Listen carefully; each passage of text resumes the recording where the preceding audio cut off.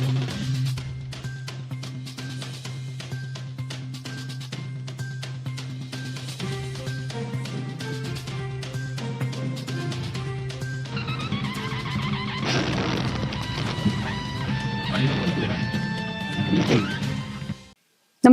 आपण पाहता हिरकणी न्यूज.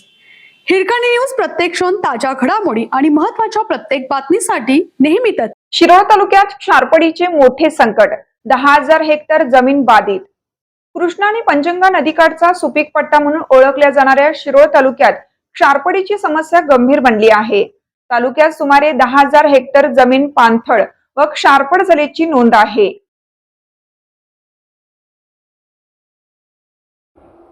पाण्याचा अतिवापर, पुराचे पाणी आणि शेतातील पाण्याचा निचरा व्यवस्थित होत नसल्याने जमिनीचा पोत खराब होत आहे.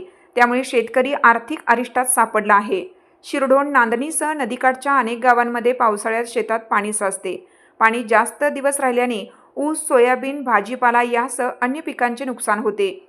बियाणे, खते, औषधे आणि मजुरीवर खर्च करूनही अपेक्षित उत्पादन मिळत नसल्याने शेतकऱ्यांचे मोठे आर्थिक नुकसान होत आहे. क्षारपड जमिनीची सुधारणा करण्यासाठी पुन्हा खर्च करावा लागत असल्याने शेतकऱ्यांवर आर्थिक ताण वाढत आहे.